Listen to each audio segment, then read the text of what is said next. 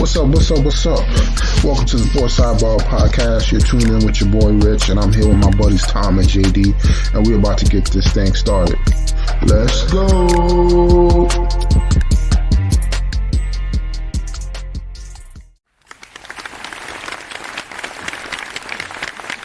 All right, ladies and gentlemen, we're back with another new episode. How's everybody doing tonight? Doing good, Rich. How you doing? Doing all right, man. A little disappointed. So I should have hit that damn Powerball, but yeah, you and about 200 million other people. You know what? I think it's rigged. You know why? Because all these damn people keep winning in California. If you think about it, California has a higher state tax.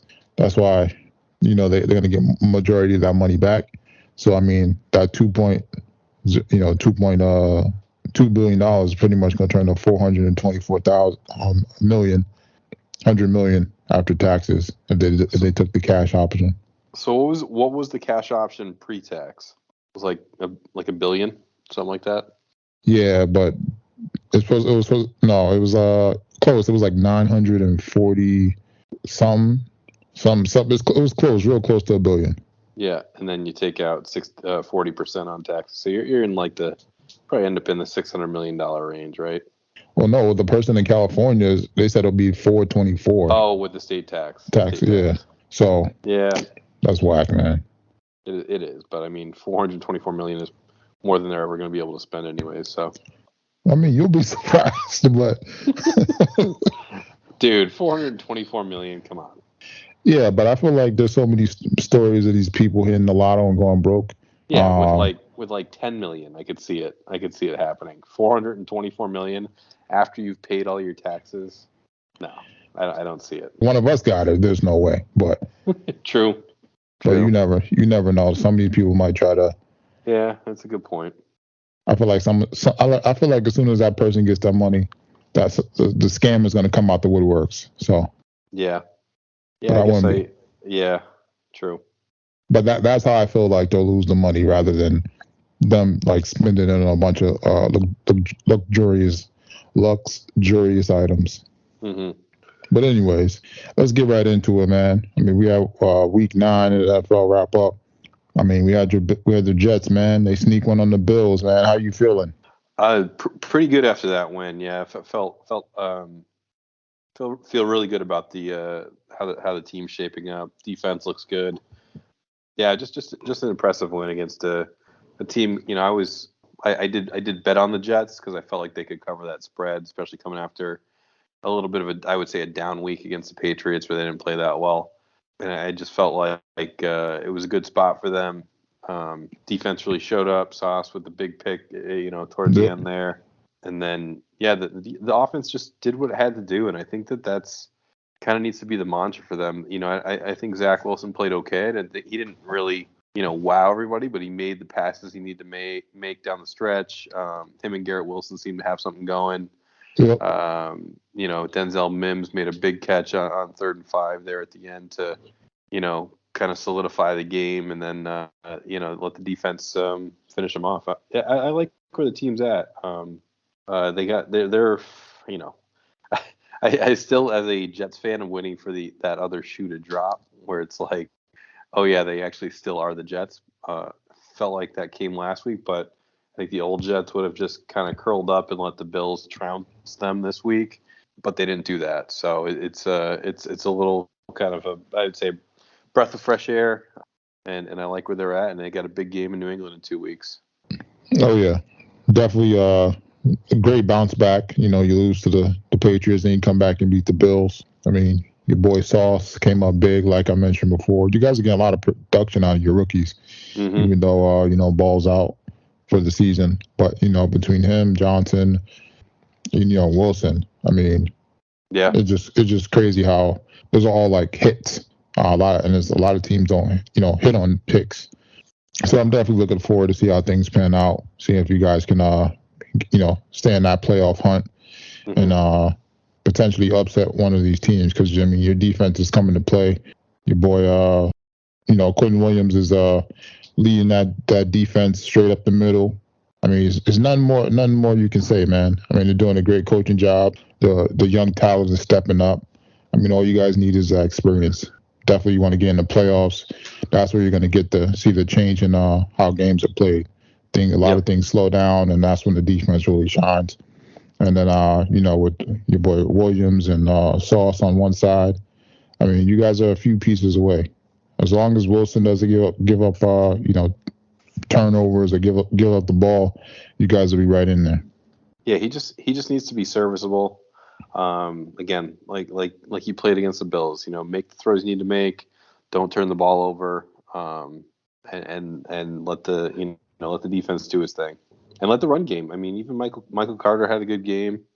James Robinson. I think that'll you don't have the explosiveness of Bryce Hall, but I think that with the backs you have, you just got to do what you can. Yeah, that was the one thing that surprised me too, because normally what happens is when a guy like that goes out, they just switch up the whole offense and try to go pass heavy. I mean, they stuck to their game plan as far as running the ball, and it paid off. So then we had the Panthers versus the Bengals. I mean, not too much here. Panthers are in a little disarray right now. Your boy Mixon goes for 5 touchdowns. I'm glad I wasn't playing him this week in fantasy. Yeah, you ain't kidding. Because Cross had him, Allen, and freaking Diggs. I think he had him, Allen, and Diggs this week. So I think he put up like 200 points or somebody. Who's that? Cross? Yeah, I'd have been so pissed if I was playing him this week. Yeah, it happens. But now now Cross has to deal with the Josh Allen potential injury. So we'll see what happens there. Yeah, might be out for the year possibly, or at least a few weeks. So it's going to be interesting to see how that plays out as well, because the Bills are Super Bowl contenders. So then we had the Seahawks and the Cardinals. Cardinals don't show up as normal, and Seahawks aren't bad, man. As much of a bad team we thought they'd be. We thought they'd be dead in the water. They're actually they're playing some good football. They are. I think it's been pretty impressive, to be honest. Probably one of Pete Carroll's better coaching jobs of his career. Maybe they're playing some good football right now on both sides of the ball. Geno's been good, and then Kenny Walker coming in for Rashad Penny has been incredible. Probably looking at a rookie of the year, offensive rookie of the year. So yeah, I'm still kind of amazed by what the Seahawks are doing. Yeah, as I said, they look like a completely different team than they were from last year when Russell was there. It just seems like everybody's playing. I don't want to say like the similar to the Giants, where it's not really a bunch of different stars. It's just guys just playing. There's definitely some notable names, but everybody's out there playing, working hard, doing it all for the team. So I'm interested to see how things plan out, because it looks like they could possibly win that division between the other teams, between the Rams and the 49ers, depending on how things shake out. So yeah, yep, for sure. Then we had the Rams and the Buccaneers. Buccaneers come back. Tom Brady makes a little late game rally, gets them in the end zone to beat the Rams. You think there's going to spark some kind of life into the Buccaneers, or? Yeah. I mean, it could. It's a possibility for sure. I just at this point, like, I'm not sure what the Bucs are missing. Other than Cameron Brate, they pretty much have they're all their offensive weapons out there. I mean, I know their lines have beat up, and Ryan Jensen being out obviously has done a number on them. But I don't know what else that team needs. You know what I mean? Yeah, I don't know. I feel like they don't run the ball enough. They don't. That might be it, but I don't know what it is, man. Yeah. I mean, I feel like they have the pieces there on both sides of the ball. The one area seems like they're lacking is that run game, but you also can't say that they're lacking in the run game because they don't really run the ball enough. So that's what I said. Maybe if they ran the ball enough, it would change things, but we're going to have to wait and see. Yeah. I think that obviously you can never really count Brady out. I feel like there's a ton of drop balls, especially even from Mike Evans and Godwin, two guys that he can normally trust in. And then, obviously Scotty Miller dropped that easy touchdown, which, ultimately didn't end up hurting them. They came back and won it anyways. But yeah, I'm kind of, we've seen like Brady's teams not play well before, but I feel like this team has everything it needs to play well. So I'm just kind of confused as to what the issue is here. Because I mean, Brady obviously is old, but he's still humming the ball around. It's not like it seems like it's coming out weird or anything like that. I think guys are dropping balls and things like that. But maybe it's just integrating that run game. Maybe they're not getting open for him. Yeah, I don't know. That's what I said. Something's off, man. We just don't know what it is. Yep. Maybe they took offense to him missing out some of the practices when he should have been there instead of going to the wedding and stuff like that. Sure. I said maybe some internal stuff with the locker room we don't know about. I said you're kind of like when they have a head coach and the players like deaf to the message. Maybe they're deaf to Tom Brady and they're just waiting for him to leave. So could be, yeah. And then we had the Titans and the Chiefs. The Chiefs rallied back and beat the Titans. I'm surprised about the Titans, man. They do a great job running the ball, but I feel like they got no receivers, man. Everybody's dropping the ball. They don't pass the ball enough. It's just like I felt like they could have won that game. Yeah, no, I agree with you. They, I don't know what it is, and I listened a little bit this morning, but they just play. They seem like as the year goes on, they play harder and angrier. Like it's the defense, it's Henry. I think that they just get stronger as the year goes on, and I don't know if that's just Vrabel and how he motivates that team, but they should have won that game. They should have beat the Chiefs.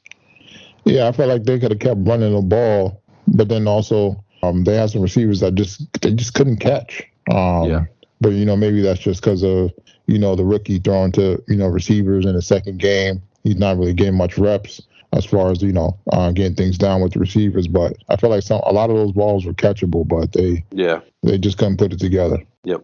Now Tannehill's going to come back and it's going to look like he saved the team. So.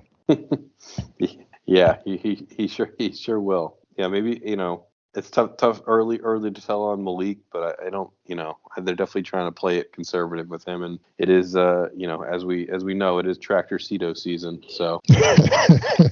I mean, he's the only thing you want to root for when it comes to that, when it's associated with Alabama, the way is a former college team is playing right now. So yeah, true. It is fun. It is fun this time of year watching people jumping out of the way of tackles when Henry comes running through. Oh yeah, some people try to avoid it, but he's just that's a big guy. He reminds me of he really is. I'm trying to think of who was big like him. That I don't know if you remember Larry Johnson. Oh yeah, of course. Yeah, but just Penn State. Yeah, but just way faster. I don't know. He just be moving, man. Man, if you don't get him in the first 2 or 3 yards, just watch out. Yeah, if you use him in the open field, you might as well just run out of bounds. Yeah, exactly. And then we had the Monday night game. We had the Ravens and the Saints. Ravens beat the Saints even though Lamar didn't really have much weapons. Surprise, man. Saints had him. I mean, your boy Dalton threw some plays. He had some receivers open in the end zone. Just couldn't get it down with the timing, man. But overall, Lamar, I'm happy for him. One without any receivers shows don't really need much weapons, but it's also bad. It's like a double-edged sword because he needs some help as well. Yeah, it's the wide receivers they're rolling out aren't ideal for him, I don't think. And again, with Andrews out, the passing game was struggling, I would say. But fortunately, they got some legs with him and Drake, and the defense with newly added Roquan Smith. Oh yeah, he was all over the place. Oh my God, the guy was everywhere. But they played well. Oh yeah, definitely looking forward to see how things playing out in that division as well, because between them and the Bengals should be an interesting matchup. Yeah. Then we got Week 10 coming up in the NFL. I mean, so far, it's not too many crazy games. I mean, we got the Falcons and the Panthers. I mean, they're pretty much playing for a better draft pick. Then we got the Broncos and the Titans, which should be a decent game, just to see if the Broncos could bounce back at all. But the Titans are right in there, man. I mean, they're not too far from the other teams in the AFC. So, I mean, pretty much leading the division. So they'll definitely finish in one of the top spots. So then we had it's going to be the Browns and the Dolphins. That should be another decent game. But I mean, looks like that Dolphins offense is nothing to wreck with, man. They're gonna be Man, very hard to beat, man. they are a wagon, that Dolphins offense. Yeah, I mean those two receivers on the outside. I mean, let alone if they get it like a running back or somebody else or a tight end. Hmm. I mean, as long as Tua don't get hit, man. This, I mean, this is gonna be a hard team to beat, man. Absolutely. Every time they cut to a highlight and he's running out of the pocket, I'm like, no, just Yeah, stay there. just take a knee. Just take a knee. Just Yeah, go down. exactly. I mean, as I said, they got a good defense, and then those receivers, man, they just move them. I mean, they moving them all over the place. They getting open. There's nothing to say, man. Yep. I'm definitely looking forward to seeing how things play out as far as once we get that week or two closer to the playoffs. We're gonna definitely see who they're gonna match up with coming up. Yep. So, Hmm. and then we're gonna have the Lions and the Bears. Another draft lottery pick game. Pretty much teams are playing for the draft pick, so to say. Hoping the Lions win on this one because Giants have the Bears first round pick. So every loss that the Bears get is a good one for us. Yeah, and the Bears have been playing better. I mean, Justin Fields seems like he's kind of I don't know if they're just now tailoring the play calling to his strengths, but he's looked a lot better in the last few weeks. Yeah, pretty much. I mean, not much help. I mean, they did get him Claypool, but didn't do much the first game. Hopefully, that connection develops in the next game. So it's going to be interesting to see how things play out. Mm-hmm. He might be looking like one of the best quarterbacks in that class. Yeah. And then we got the Texans and the Giants. I don't want to say this is a easy win for the Giants, but it's definitely a must win if if the Giants are expecting to make a push for the playoffs. You got to win those winnable games to keep pace with all the other teams in the NFC, especially because between the Giants, the Eagles, and the Cowboys, I mean that's pretty much almost 3 playoff spots right there. So. Mm-hmm. Then we have the Jags and the Chiefs, which should be another good game. The young offense coming into town with the more developed offense with the Chiefs. Interesting to see if the Jags can put up some points against the Chiefs defense, because the Chiefs defense is not all that, man. Not gonna lie, they have been getting some stops. They have been playing good lately, but I feel like the Jags are developing. Your boy ETN's pretty much alone back in the backfield. I mean, he's getting the touches we thought he would have got at the beginning of the season now. So I'm looking forward to seeing how things play out. Yeah, it's getting towards the end of the season, but yeah, you're starting to see some of these guys start to break out. Like you said, Etienne, I feel like he's really kind of turned it up even before they traded Robinson, but he's finally starting to do those things that everyone kind of expected last year. Yeah. I mean, he couldn't last year because he tore his ACL, but definitely definitely looking forward to seeing how things pan out. And as well, Lawrence needs to develop more. Yeah. He's not what we thought he would be coming out of college. But, maybe it's the coaching. Maybe they need some weapons. I mean, they got Calvin Ridley, but that's not until next year. So they're a few pieces away. And then outside of that, I mean, there's the Colts and the Raiders. I mean, Colts fire their head coach, then turn around. They hire Jeff Saturday as the interim head coach. He was the center for the Colts way back in the day when Peyton Manning was there. Also a sports analysis on ESPN. Hasn't had any coaching experience. I mean, I don't know if I should be happy for him or not, man, because as much of a good guy as he seems like, as far as on his commentating and stuff like that, and him knowing football, I mean, this definitely puts a slap to all the black coaches' faces in the NFL that have been looking for jobs. Yeah, I think that it also, just to get a little bit further on that too. It's like, so why are you developing any internal coaches if you're just gonna go with Saturday, completely from the outside, someone who has zero coaching experience on the collegiate or NFL level? And I think it's one thing to just put a figurehead in there for the rest of the year, but it sounds like Irsay wants him to extend beyond this year. Mm-hmm. So yeah, guys like Reggie Wayne and things like that.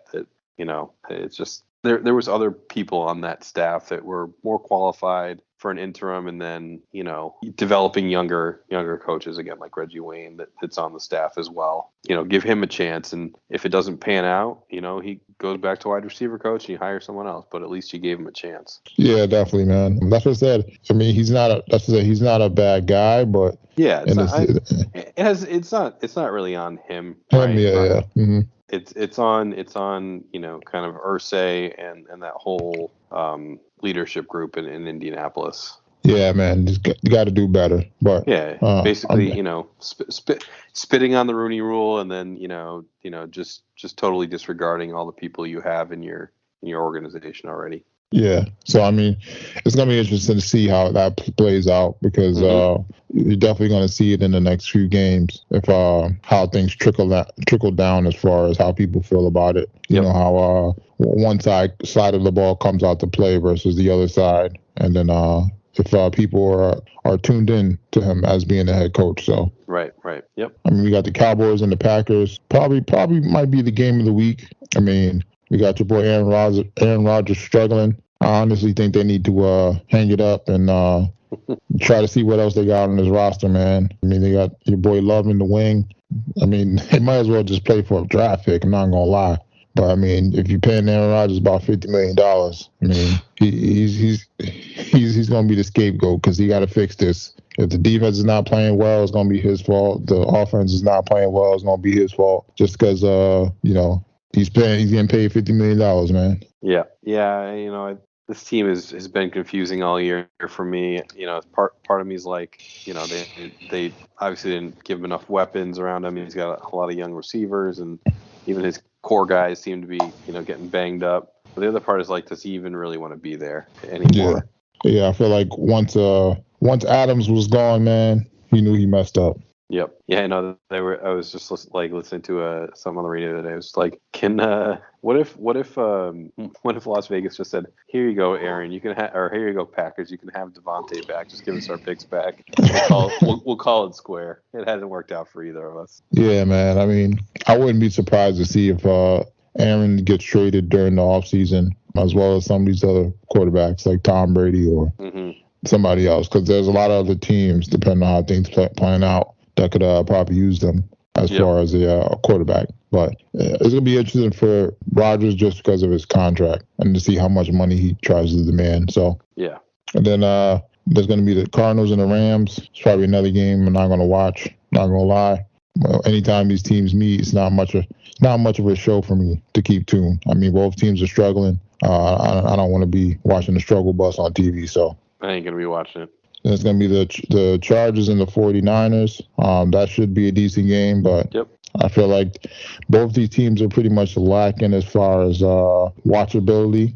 As far as it's not much of a show on offense on either side. I feel like both of them are struggling. Even though the 49ers, they did get McCaffrey and they do like to run the ball, I'm sure they're going to be using them a bunch. And their defense is good. So, but overall, I'll wait to watch them in the playoffs. Yeah, absolutely.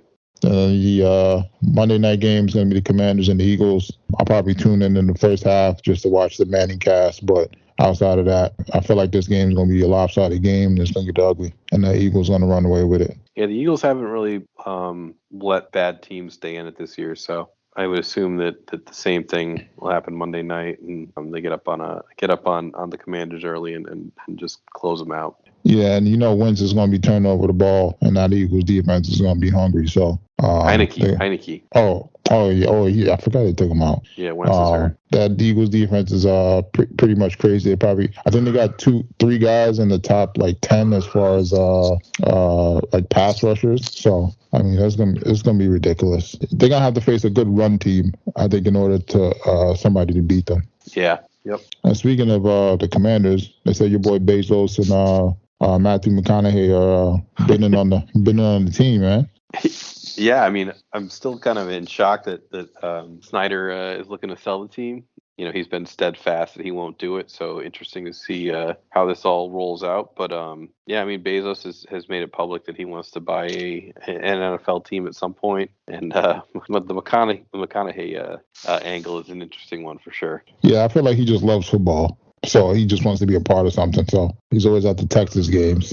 Yeah, he lives in Austin still, so don't know why he'd want to go do the Washington thing other than just being a part of something. But I'm sure he's got the money to get involved. Who knows? Maybe they move the team to Texas. Yeah.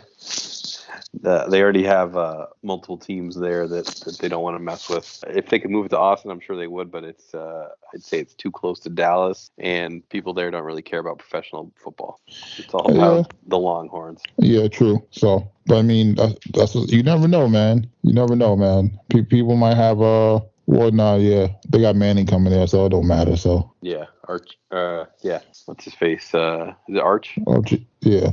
So yeah, it's gonna get crazy down there soon. So and then on to the NBA. First 10 games pretty much in the books. I mean, from these first 10 games, I mean, we see a little rise in a little beast. So in the East, we got Milwaukee, Cleveland, and Boston leading the pack. How you feel about your Celtics, man? I think they've been playing better the past week or so. I think that they struggle a bit on the defensive end. I don't think scoring is going to be an issue with the team, but again, yeah, the two teams that have come out hot, Cleveland and Milwaukee. Obviously, we know Milwaukee well, but this Cleveland team is an interesting one with Spider and Garland now back from injury. Running the front court. Running the backcourt, sorry, and then they just got a lot of guys. A lot of I don't think they have a ton of superstars outside of Garland and Mitchell, but the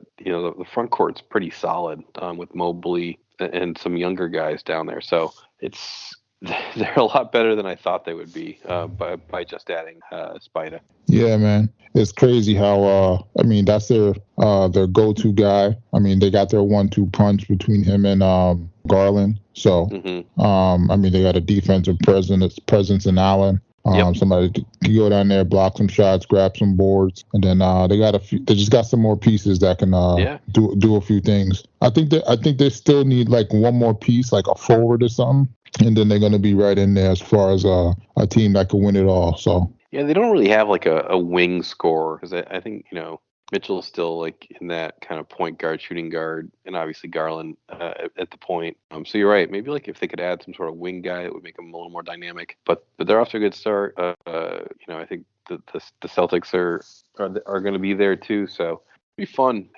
Top four in the East there.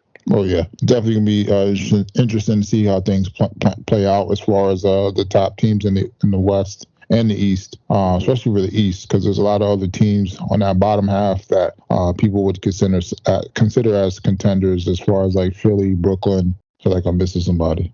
Philly, Brooklyn, and might be somebody else. It'll come to me. Toronto. Yeah. So definitely looking forward to seeing how that matches up, because that 4, 5, 6, you really want to get into a spot so you're not in those playing games. Mm-hmm. And then on the West, I mean, we got the surprising Utah Jazz in first, man. I don't know if Danny planned this or not, man. He's probably like a year early or 2 years early, kind of like when he hired Brad Stevens, and Stevens came in and kind of turned the program around for the Celtics quicker than Danny had hoped. Obviously winning is never bad, but I think that he's got his 3 to 5 year plan, and it's just being accelerated, and they have to adjust on the fly. Again, winning's always a good thing, but sometimes when unexpected, it's all good, I think, but just a surprise. Oh yeah, it's gonna be very interesting to see as far as how they finish, and then what the 1,000 draft picks they got. So you can only go up from there. Yeah, and I think when you have a good team and then you're able to add pieces to it, like I think like the Celtics, 7 years ago, being able to add Jaylen Brown, being able to add Jason Tatum to a team that was already in the playoffs, obviously is only going to improve your team. So. Oh yeah, because they're not one of those teams where they're going to get a lot of free agents. Nobody's really trying to come to Utah. So I mean, they pretty much got to build it through trades and pretty much through draft picks. So and then we had your boy Kyrie get suspended, man.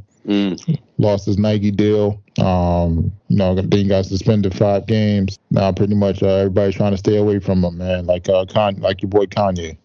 Yeah, I hate to say he brought this on himself, but I think he did in this point. And again, I think that whether it's hard, right? Because he wants to be his person. He wants to be an individual. He wants to do his own thing. But ultimately, he's still employed and getting paid a lot of money by sponsors and an NBA team. So whether he likes it or not, if they say, hey, look, you can't say these things in public.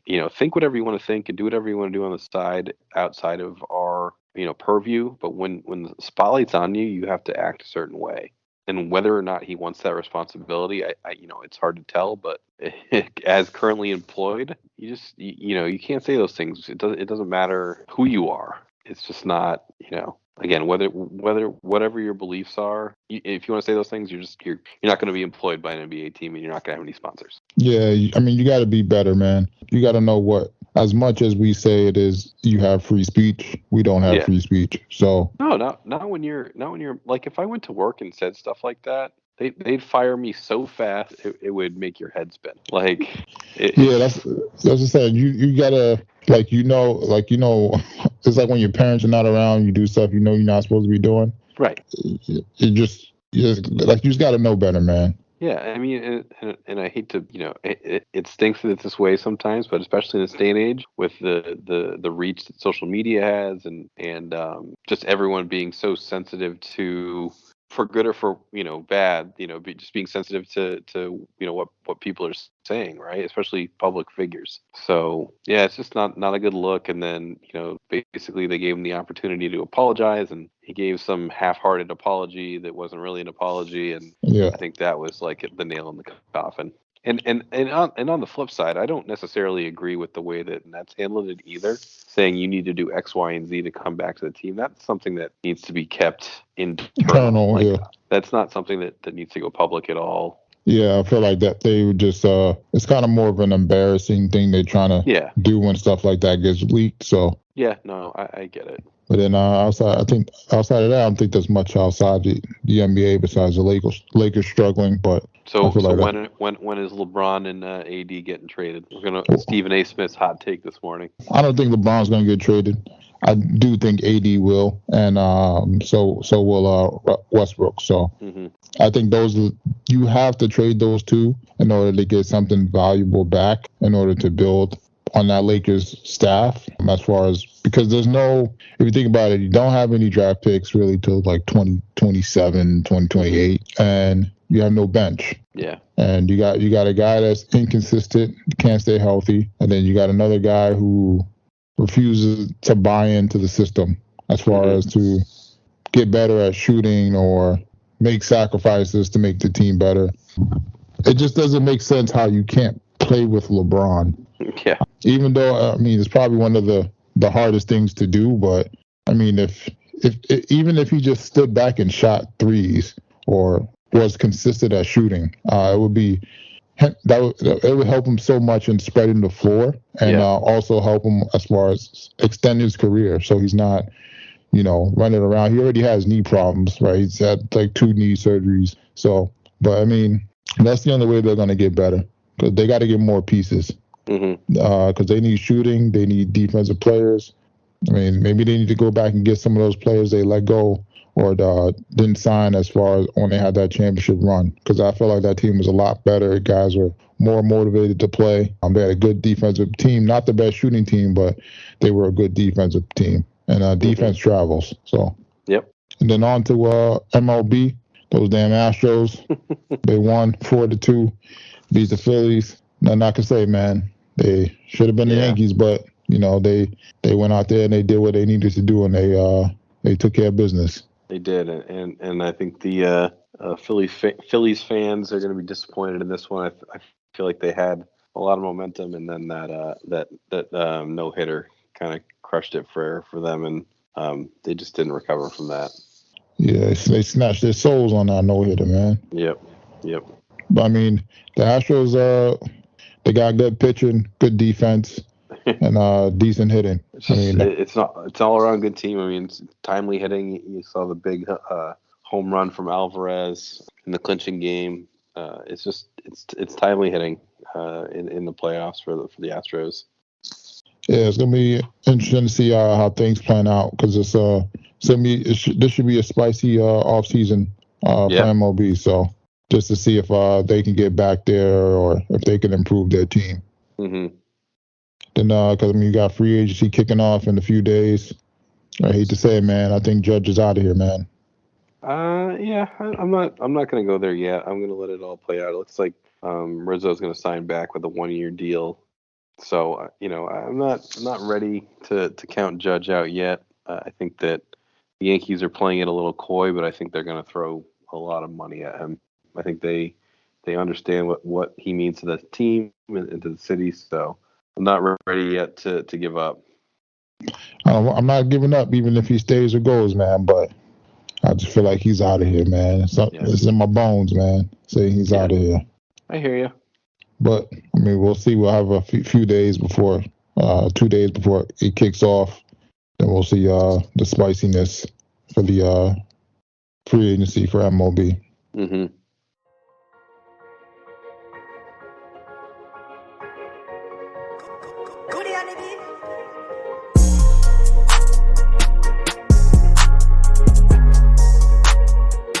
And then it's that time again, ladies and gentlemen. We got another edition of JD's Bites and Brew. What you got for us? All right, so tonight we got it's called a Marry Me Chicken. I don't know if you've heard of this. Typically, it's like a creamy chicken. It's got some sun-dried tomatoes, some other items in it. But this is we did a dairy-free version. My sister-in-law was in town, so she doesn't she can't do dairy, so I tried to do a version of this that was dairy-free. So yeah, so for this one, took the chicken, threw some avocado oil on the pan, salt and pepper the chicken, threw that on for a few minutes, take it out before it's cooked through, just to get it nice and brown, toss in some garlic, and then went with some chicken broth, coconut milk, stirred that in together, and then to the nutritional yeast. It's kind of it's almost like a little bit of a thickener, but it's supposed to be like the quote unquote cheese. So you got that in there. Throw your sun-dried tomatoes in, some red pepper, oregano, salt, pepper. I think that was it. Yeah, mix that all up. Get it into a simmer. Throw the chicken back into the pan with the sauce. Let that soak in for a few minutes, and then take the whole pan and throw it in the oven for about 15 minutes at 375. Let the chicken cook through, and then you're ready to go. You can serve it with rice, or I had just getting back from Italy, so I had some pasta that I got over there. So I cooked up some spaghetti from Italy, and then threw the chicken with the sauce on top, and finished off with a little Parmesan cheese and a little sliced basil. Oh, nice. Yeah, it comes out pretty good. I mean, I've never been like huge into the dairy-free stuff, but taste-wise, I thought it came out really, really good. Yeah, I feel like some of the dairy-free stuff is like, I won't say almost the same, but it's pretty close. Yeah, because I think the thing is that we're not really supposed to be eating dairy anyway, or like milk and stuff, because our stomach can't process it. Yeah, so a lot of those cheese and stuff we're not supposed to be eating anyway. But I mean, overall, I feel like it could definitely be. It's not a hard thing to like imitate as far as like an artificial version of it. Yep. But I feel like you can definitely get some nice like one of those like baked loaves of bread. Mm-hmm. Get that chopped up and dip in there too. So. Oh yeah, that'd be good. Yeah, the sauce came out really good. Soaked up in the spaghetti, but yeah, like a little bit of a roll there to finish it off. I think you're right. I think that would have been good. Yeah, I definitely would have tried to add that up in there. Mm-hmm. And then what'd you guys drink that down with? So tonight, got a beer from Worcester. It's called Velvet Revoluse. It's from Bay State Brewing. Actually, they were actually out of they're out of like Westport, somewhere down by the Cape. But they have a tap room in Worcester now. But this was it's a black lager, Czech lager. It was something, you don't typically see these on menus, so I was like kind of intrigued by it, so I got it. I felt like it was pretty good. It was crisp, had a little bit of a chocolate malty taste to it, which is nice. Okay. But it was still light. It wasn't like sometimes some black lagers can be heavy or thick. This one was still kind of light and crisp, a little bit sweet, but overall I felt like it was pretty good. I had another one there that wasn't wasn't good at all, so I felt like this one maybe stood out a little bit more. But yeah, it comes in at 5.2%, similar to a lot of the other Czech style lagers that you can get, but again, just with that a little bit of a different finish on it. So I'd probably throw it at like a 7.1. Okay, that's Yeah, a it's decent. solid. That's a decent one. I'm not a huge fan of this brewery in general. They have a couple of beers that they pump a lot that I just don't care for. So I try to go kind of off menu a little bit, and just get some of the different ones that they make. Well, yeah, I mean that's definitely something to check out. Especially, I mean, you can't go wrong with a 7. Anything over a 7. Yeah, no, it was solid. Like I said, the other beer I had there was probably in the 5 range. But we'll leave that one off for now. Yeah, we don't mention those. Yeah. But yeah, definitely some people want to check out.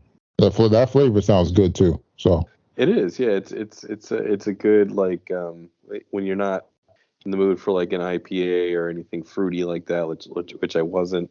It's a good crisp lager to try, and you still get a little bit of that sweetness with the kind of that chocolate malt. oh yeah, I mean you can't go wrong with chocolate, man. No. But I also feel like it's one of those you have to be in the mood for. But when you for are, sure. it's definitely a better feeling. Mm-hmm. And then that's JD's Bites and Brew, everybody. And then I ain't gonna lie, man, it's not really much on the BRRs, man. still going through some shows, going through Peripheral. I can't even say this damn name. I don't know why I can't say this name, man. Peripheral. Peripheral. There we go. My blackness, man, doesn't let me say it right. Still going through that. I mean, they're only on episode. They're giving us like one episode a week. I freaking hate this. But overall, it's a good. Overall, it's a good show. Still learning like what's going on, pretty much. There's 2 different sides. There's the present, which is like 20, 30 something, and then there's like the future. The people from the past think they're playing a game, but in reality, they're actually going into the future through this what is kind of like this simulation, and they're trying to figure out kind of why things are the way they are, trying to stop from what's to come, pretty much. So yeah, I can't really compare it to anything that's out. I know it's a book. It's originally from a book, but I can't really compare it to anything I've seen that's out now. So that's one of the things I like about it, because it's like an original story. Yeah. A lot of very interesting characters, and I'm looking forward to seeing how things develop. So, and it has a lot of action too. So nice. And then outside of that, I started The Devil's Hour. I'm maybe like 2 or 3 episodes in. It's pretty much about this woman who's seeing these like visions of stuff happening. People are dying all throughout the town. But I think it's the woman that's causing it, because she's possessed by the devil or something. But that's just my prediction of what's happening. But still, I'm only like 2 or 3 episodes in, so I can't really say what it is. But that's my prediction already. Then we had Love is Blind, trying to finish up that. It's looking like a shit show. At the part where like they're getting to the wedding. So I'm already through that. Yeah, so you could just tell it's a shit show. No, it's not nothing we didn't expect. Just because of all the early drama we've seen between the couples, and especially after they met each other's like families and stuff. Yeah. You already knew it was gonna go downhill. Yeah, for sure. And then we got Black Panther dropping this Friday. I'm gonna go check that movie out on Saturday. And then I'm trying to think what else. I think that's really it. Everything else, I'm just I'm just searching for new stuff now, as far as new shows and stuff. So did you watch Andor yet? I started. I'm on episode 2. I think 2 or 3. Yeah, so I got through. I think I'm up to date. I think I'm on the episode 9, but so far it's been really good. Yeah, I mean it started off good, so I mean, I can't complain. I like when they give us like a Star Wars type show, but it's more action. Yeah, and you don't need to know anything about Star Wars at all, right? Yeah, to know what's going on. Yeah. Yeah, I mean, there's a couple of things like they talk about the Empire and obviously you got some stormtroopers walking around and stuff like that. But other than that, it doesn't really make a difference. Yeah, definitely. But as I said, I'm definitely it's just stuff I'm going through now. Between those shows, I'm trying to get back into the Chucky show because I stopped watching the first season. Just for some comic relief and killing. I'm trying to think what else. I think that was it. I'll say on the plane, I did watch. I watched the new Jurassic World, and I watched the Where the Crawdads Sing. Oh, I seen the Jurassic World. Jurassic World I thought it was, for what it was, I thought it was okay. Yeah, but I feel like it didn't relate to anything. It was just like. Well, kind of, they don't really say. The part that bothered me was they don't really like tell you how did the dinosaurs start to live in the real world, right? They're just kind of like there. They got there. How did they get there? Not really sure, but they got there. Well, yeah, it's from the last one. So what happened was the one before it, they redid like the whole amusement park thing again, and then all of a sudden at the end they pretty much escaped, and then now it's like they're all on the black market. People are selling dinosaurs now, but then it's just like the whole purpose of it was that damn virus or whatever it was that they were trying to get, which came from like those mosquito flies or whatever. But it didn't really like relate to the story. It wasn't like, all right, let's recapture these dinosaurs, or like it was just like, all right, we got a virus going on that's gonna like plague mankind or something, and we need to stop it. But it wasn't like it didn't really feel like about the dinosaurs, so to say. Yeah, that makes sense.